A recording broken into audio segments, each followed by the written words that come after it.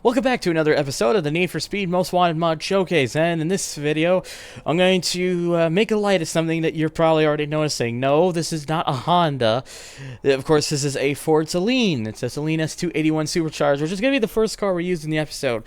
But you may be wondering, why does it have a Honda badge on it? Well, this episode will have two Saleens and a Honda S2000.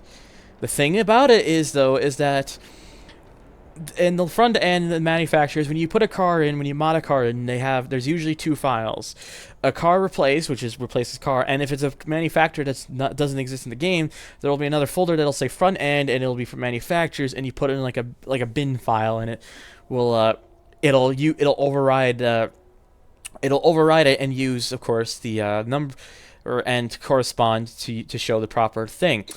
And they always have a number at the start of it, like 27 or 57 or 38 or 12 or all that kind of stuff. Both for the Saleen and Honda ones in this case, they both use 54 as their number, which means, because I guess it chose to go with the Honda one as it corresponded to that first, which is why the Saleens show Honda. So it's a little bit weird, but anyways, I'll just go through them real quick. The S281 is requested by Jeracer X. I'm going to be doing this from now on. The S7 is requested from D-Speed, and the Honda S2000 is requested from Matthew Avil. So, but, of course, first up we'll be having is the Saleen S281 Supercharged. Now, this replaces, if you notice by the color, the Lotus Elise, which is a bit interesting, but whatever. Can't really do much to customize it by the looks of it. Doesn't really take anything. Of course, you put wheels on it, I'm sure. Does seem to take roof scoops though, but but you already know I'm not a roof scoops guy.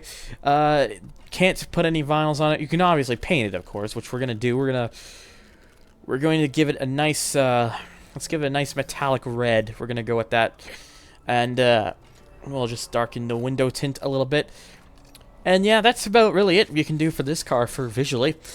But yeah, Lotus Elise gets replaced by a Saleen S281 Mustang. It's a very odd choice.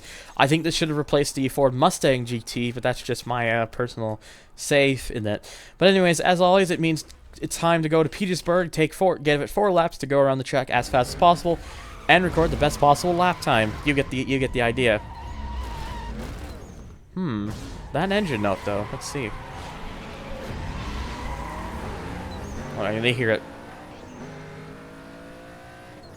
It's got that Mustang GT tone, but it's a bit more unique than that. It's not just a carbon copy.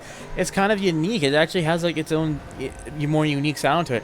And one thing I'm already noticing too with this car right away is its handling is great. This car handles really nice, really good handling from the S281, and the speed doesn't seem to be too bad either. So we may get a car with a pretty quick lap time on our hands. It won't be top 10 because it doesn't have enough top end for that, but you can see, yeah, it can do at least 210 on there, and it has a lot of nice grip to it. So we've got a good contender for maybe top 20 on our hands with this car.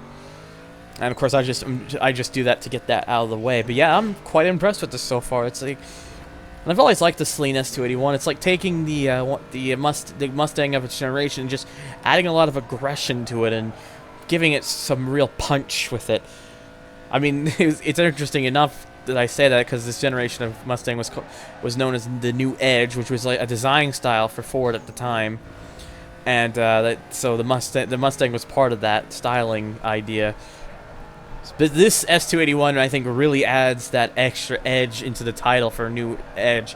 This really, like, the Mustang of the generation you could see a bit of the edge styling in it, but this really took it over the top, and really gave it that more aggressive, intimidating look that I think this car does very well. So, oh, I'm going a bit wide there, but it's okay since those were out of the way because I got rid of that on the first lap. It's not really going to affect me at all by having that. So, anyways, switch over to this view as we head on to the third lap. That was a good lap time, 54.72.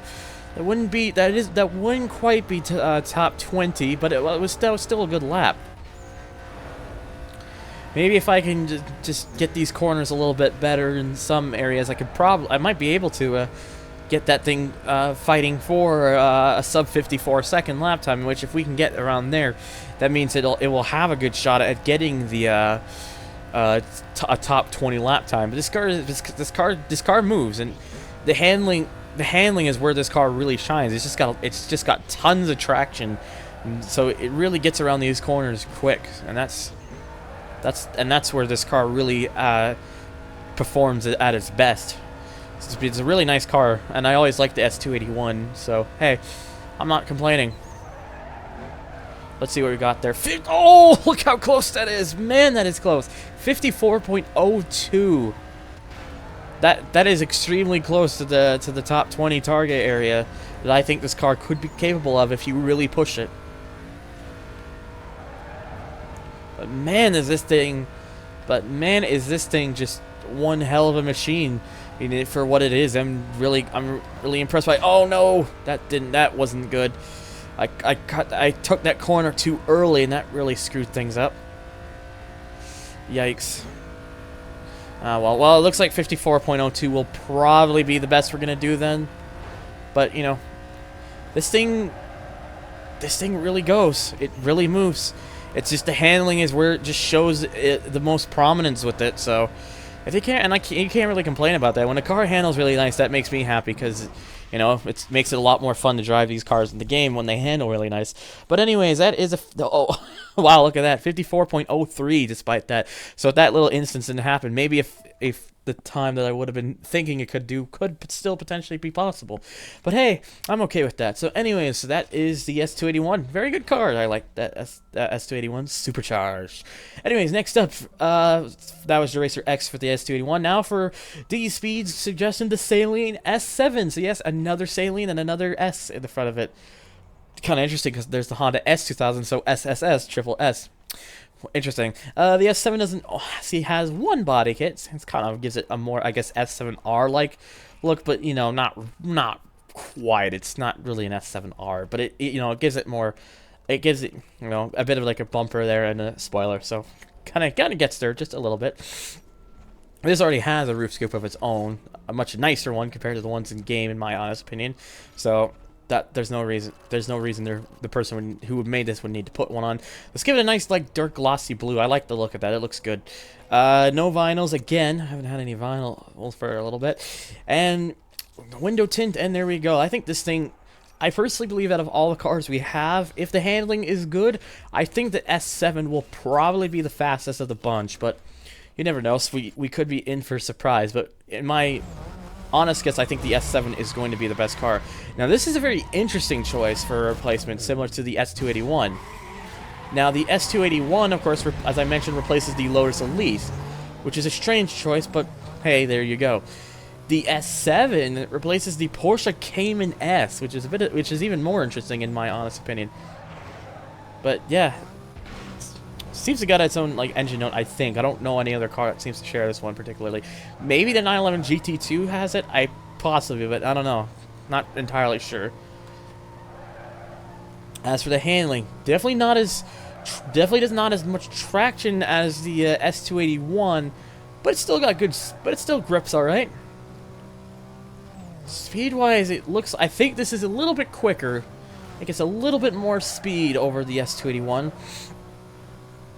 It's kind of a bit interesting all that, but hey, what can you do, I suppose? And yeah, it's fine that I do that because we want to do that anyways. But yeah, I've always been a big fan of the S7. It was always like Saleen's attempt to make their own like really high-end like their like fast supercar to prove that America could make something fast and to make something interesting. That's what they did with the S7, and it's really one of the really supercar design cars that actually went racing. I mean, cars like the McLaren F1, yeah, sure, that did go racing, so that's another one that counted. But you don't really, and you know, the Murcielago and whatnot. But many cars they didn't see a lot of racing stuff. At least they weren't really recognizable as racing cars. I mean, yeah, some of them did do it, but most people don't really remember those ones being it because there wasn't as many people using them for racing purposes. There were quite a few Saleen S7Rs though. Saleen was really prominent about making this car like a racing machine, so it was one of those really fast supercars in real life that had a that had a spotlight in racing. Had like a really noticeable one, because cars like the Pagani Zonda, Lamborghini Murcielago and Diablo, and all those other kind of cars, they had race car variants, but they weren't really that memorable. Maybe the Murcielago, maybe the Gallardo, also again maybe, but the S7R was like the F1 GTR. It was used quite a bit, and I think did all right. I don't know. I wasn't F1 GTR successful, but I'm pretty sure the S7R was no slouch. I would have to look it up just to double check, to be honest, because I'm not 100% sure. But yeah. But yeah, if this thing had the S281 handling, this thing would probably be really kind of fighting around for that car for the same kind of lap times. But it's because this thing has slightly less grip is why it's not quite up to snuff. But it's still pretty good. I'm generally surprised. I was thinking the S7 would probably be the best of the bunch, but I think the more I think about, the S281 is going to be the best, because that was a 55.31, and that was not, and I didn't really have any major mess ups there. That was me kind of pushing it. So, but yeah, we'll just have to see what we can manage here. I wanted to really try to cut into that corner as good as possible. I want to just try to nail this and get some good speed in. Ooh, close to the wall, but we didn't hit it, and that's, of course, an important thing, because if we did hit the wall, that would be some loss of speed, obviously. But yeah, this lap does feel pretty quick so far, so... Oh, no, I hit it a little bit, but that actually kind of helps prepare me for that corner a little better, the more I think about it. And there we go, pretty good around there. Alright, let's see. Will we get at least a good lap time with this? Can we at least get into the 54 seconds with this lap time? It feels like I may have done it, but I'm not entirely sure yet. We will quickly take a look. Yes, 54.80. So it did get into that 54 seconds, but the S281 was interestingly faster, but not by a lot. That one was a 54.02, so this isn't too far off. The S281, I would say, is the better choice, though, because, yeah. Anyways, of course, finally, for what's been causing the Honda issue in the first place, the S2000. It's a 2003 S2000, but it seems to be the pre-facelift. They introduced a facelift around 2003, I believe, though. Now, from my understanding, I believe this is a Forza Motorsport conversion, which is why you see, like, the Forza body kits there and whatnot. Which makes sense, because, might as well have them. So you at least have something to put your car. In fact, you see there, after that one there, if you see it's there pretty much is Forza Motorsport, including the exhaust. I've never liked that they do that. Kind of looks silly to me, but whatever. And then there's this one here too. I personally, out of all of them, I'd say the one I'm gonna go with is number 1. I think number 1 looks the best. Spoilers, we can probably put spoilers on it. Yep, that fishtail one looks actually kind of nice. We're gonna put that on. Hood wise, this not really. I mean, it's got some more custom hoods. In fact, an exposed one, interestingly enough. Apart from that, not too much more. There is a carbon fiber there, but yeah, there isn't really too much after that. So I'm gonna put let's put that one on. And does this thing accept roof scoops? Yes, it does actually, but of course I'm not gonna put any on because you already know I'm not into them. Visual wise, we obviously can paint it. Let's give it let's paint the car white. I always like a white S2000, my honest opinion. Again, though, with no vinyls, man. This is like the second straight episode in a row where none of the cars can support vinyls. In fact, was the one I did prior to with the lawnmower and whatnot. I don't even remember anymore. I have bad memory. But yeah, looks like we haven't been getting any vinyls, cars that can support vinyls for a while. So yeah. Anyways, regardless of that, we're gonna again go here, go there. Press that, and of course away we go with this. So this was I originally intended to do this S2000 a little bit earlier on, in a few episodes before, of course, this one that you're seeing it in now, because the thing was, I think it was in the episode that was that had the Ferrari F355. It was supposed to have the S2000 was also, I think, supposed to be a part of that, but the thing was that the F355, like the S2000 here, replaces the Mazda RX-8, and you can't have two cars replace the same thing because the game just doesn't allow that. So for the most part, we're kind of just... I had to push this back until I can find a suitable spot to put it in. I was going to put the S2000 in the following episode, but again, I had another car that replaced the RX-8, so again, that made that kind of not possible. And it looks like the S2000 may be the worst of the bunch. Speed's alright, but the handling is a bit understeery. It's not particularly very grippy at all, so yeah, it doesn't have the gripping prowess that the you know, all that jazz. So we're gonna have a car on the lower end, I think, for this particular car, which is a real shame. I really like the S2000. I kind of wish it wasn't intended like that, but yeah, it just doesn't have enough steering. So not Aventador J or 1-to-1 or anything like that. Not that bad, but yeah, it doesn't have a lot. It doesn't have a lot of giving for it, so this is really all we can really do. So it's a shame, but again, it could have, you know, it obviously just could have been worse, or so, you know, I suppose, what can you do? But I'm gonna try what I can to get this car to do, you know, a faster lap and everything. Oh, let's switch over to it now. Why not? But there we go. Get around there. Oh, God, excuse me. But anyways, we're going to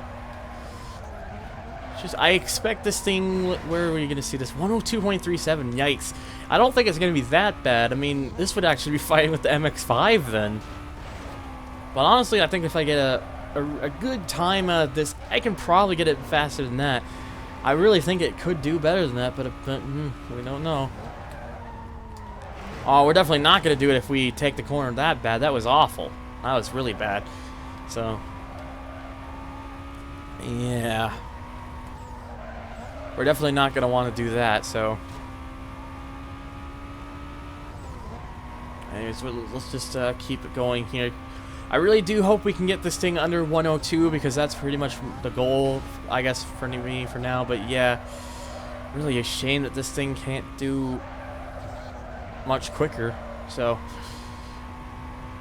I'm pushing it right now, but it, you know, it just doesn't seem to be working out. So, but let's see here. I wanted to get on the brakes at a good time. Yeah, okay, there is a 102.06. It is definitely possible then. If we take that corner better, we can definitely get it into 101. So without question, it is definitely possible, which is a good thing. So okay, much earlier through there. There we go. Much better through the corner. That was a lot better than the last attempt. All right, careful now. Good. Yep, there we go. Very good. Alright, well, I think with this one, if everything keeps going the way that it's going, this will definitely be the best lap in there. In fact, we managed to just hit 200 miles an hour with the car, which is nice. Come on, let's just keep going here. Ooh, close, but didn't touch. That's the good thing. Alright, let's keep going here, and just brake a little bit, because why not get around there? There we go. Pretty good. That was, without question, the best lap time that I did with the car, as we settle with a 1 minute .55. Yeah, that was without question the best lap, but yeah, there you go. So, there it is. That's the best lap for this car, but the slowest of the bunch. Oops. And now, of course, that means coming over to the leaderboard, and the fastest of today was the Saleen S281 Mustang Supercharged in 21st place with its 54.02 second lap time. Just a little bit behind the Koenigsegg 1-to-1 from the last episode, but beats out the other cars like the Renault Sport RS1, Honda NSX, and the second car in today's episode, the Saleen S7 in 24th place, doing a 54.80, which beats out the Porsche Carrera GT, which, if you remember, was the third fastest vanilla car in the game. And to think how the fastest vanilla car in the game has fallen to 13th, the second to 19th, and the third to 25th, that kind of goes to show you just the kind of idea of how many fast car mods there are for the game. So that's just something to note. But unfortunately, we do have to go quite a bit ways down. Oh, whoops, that's not what I want. We do have to go quite a ways bit down in 78th place. I still gotta fix this here, but you get the idea. It's 78th place with the Honda S2000, just getting a 1 minute .55, with Matthew Avels being the S2000, D-Speed 427 being the S7, and Racer X being the Saleen S281. So I apologize if I didn't mention those. So yeah, the S2000 very slightly off of the pace of the CLK 500 and 355 F1 Berlinetta, but beats out the likes of the 300ZX Twin Turbo and the El Camino SS. So now that means I only have one more video in the Mod Showcase series that will have been the original list when I was still doing it by the wheel, and then after that it's gonna be a bit more freestyle from there. So stay tuned for that, and as always, thank you guys for watching and take care.